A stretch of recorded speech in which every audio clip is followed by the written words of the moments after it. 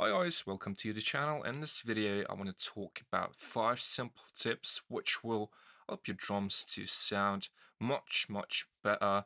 And without further talking, let's start with the tip number 1. And tip number 1 is very simple, and I would say it's the most essential tip when it comes to music production, whether it's mixing, arrangement, and those things are actually very connected with each other. What I mean when I'm talking about sound selection, I mean that your sounds, the drums, the synthesizers, the vocals, etc., they should sound good even before you start your mixing. And if they do, benefits are huge because you don't spend a lot of time in mixing. The mixing process is very easy and simple as well. And it's just easy to work with such samples which are already sound good from the beginning. And let's have a look at the simple drum beat which I've made.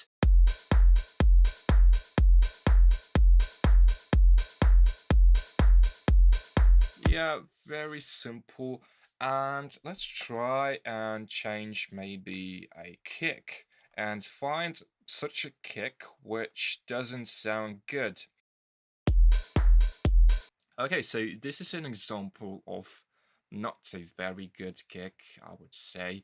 And altogether with our drums, I mean, it sounds okay, but compared to the previous one, I think it sounds much worse.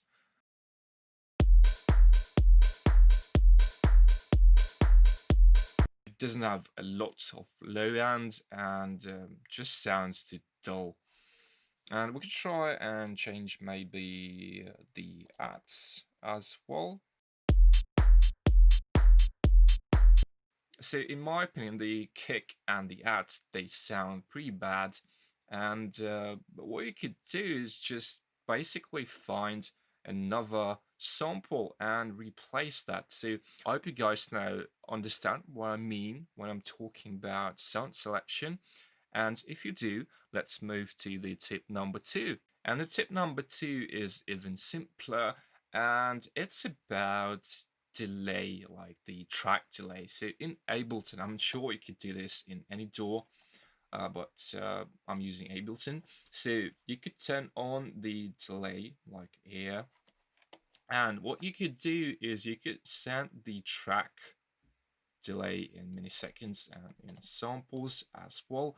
Let's try and use milliseconds. So for the open act, I'm going to use let's say 2 milliseconds. For the next one, I'm going to use 4 and 6. What this does, it basically gives you the delay. Yeah, very obvious. And with this, the transients of the drums, they have enough space so they don't clash with each other. So if you don't use delay, the sound is going to be okay. But if you want a cleaner sound, uh, definitely consider trying this method because it's very simple, but at the same time, it's very powerful for your drums. So let's have a listen. So this is with delay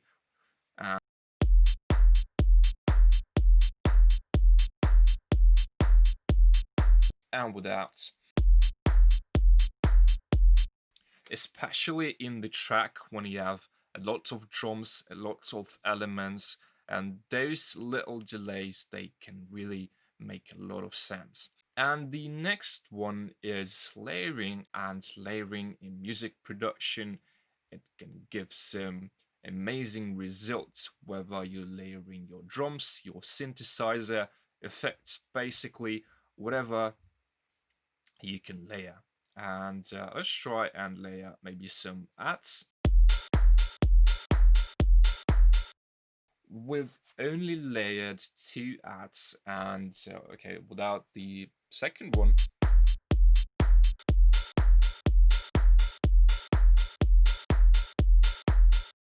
and the difference is very big in my opinion.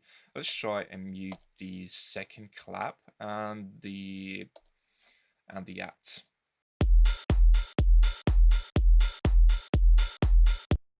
That doesn't sound that good, and I hope you guys understand what layering can do to your mixes and how powerful it is. So let's move to the next one. And the next one is about applying the groove. So in Ableton, you have a groove pool. You can click here and browse groove library. And basically, the grooves are pre-recorded MIDI files with an offset. And by offsetting your notes, you get that groove and swing, which is what we're going for in our tracks. Because if you don't have a groove and swing, your track will not sound professional, and that's a very common beginner mistake. I used to make this mistake a lot though, so it's completely okay. So we could just drag the MIDI file here and use that straight away, or we could drag that and use a groove here, which is very useful. And let's try and apply this to our ads, and we could basically do the same thing for the drums. So now we have our groove, and we could tweak the velocity. I usually go like 3 to 5, maybe 7. Random, I usually set to 3. The timing really depends on the result you want to get. So I usually go like both 60 and quantize. Okay, let's try maybe 20.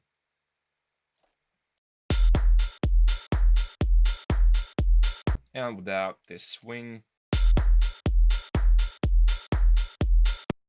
Yeah, so the difference is very subtle, but in the context of the mix, it really helps your track to breathe, I would say. And the next step is post-processing. So I'm talking about saturation, I'm talking about mixing, etc., etc. So what we could do is we could group our drums, and by grouping your drums, you could apply some effects like saturation, compression, EQ, etc. to the whole group. So guys, this is just an example. I'm not doing like a real mixing as I would do. I just want to show you the possibilities of group and post-processing. And without the EQ, sounds nice. So the EQ is the first thing I would do on any group, whether it's synthesizers, drums, kick and bass. So always start with EQ, so you clean all the nasty, unnecessary frequencies, like the rubbish. And after that, you could start doing your sound design, your mixing, etc. So guys, my screen recording has crashed, and I'm going to do the last part, but just with slightly different drum loop. So after the saturation, I'm going to apply a transient shaper. So increase the attack just a little, maybe a sustain, and the presence soft clipping. Yeah, just make sure to decrease the gain when you are increasing the attack. So, and last thing we could do with our loop is to apply a compressor. Be very careful with compression because it can easily ruin your mixes, and I would recommend using like a very soft compression like the one I'm going to use now.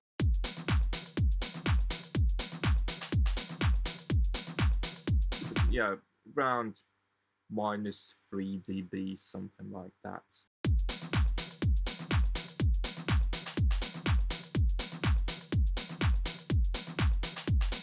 So I hope you guys get the idea. You could process your drums with any plugin you like, as long as it sounds good. And let's move to the last step. And the last step is like a bonus one, and it's more about sound design. So, for example, what we could do, we could freeze the track, make it a little bit shorter, and we could stretch the loop and see how that sounds.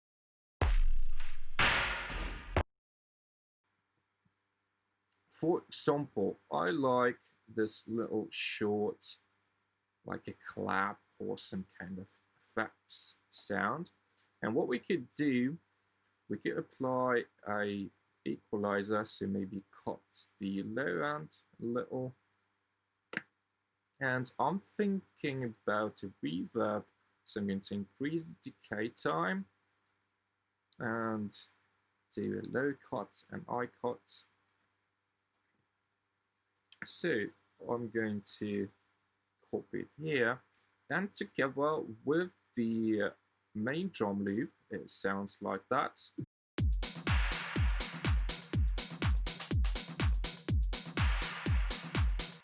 So we've just created a simple and nice FX sound from the original loop, and that's amazing when it comes to sound design, because you could do any sound from any sound. You can even try to do some melodic like synth hits with your drums. It's possible with sound design. You can tweak your sounds, you can process them and process them again and stretch them. So the possibilities are like endless. You could do some crazy stuff. So just try to be a little bit creative, guys. Use some plugins, use plugins, use resampling, use whatever you have and get. So use whatever you have to get that nice sound, because it's completely possible with sound design. So I think that was all the tips I wanted to share with you today.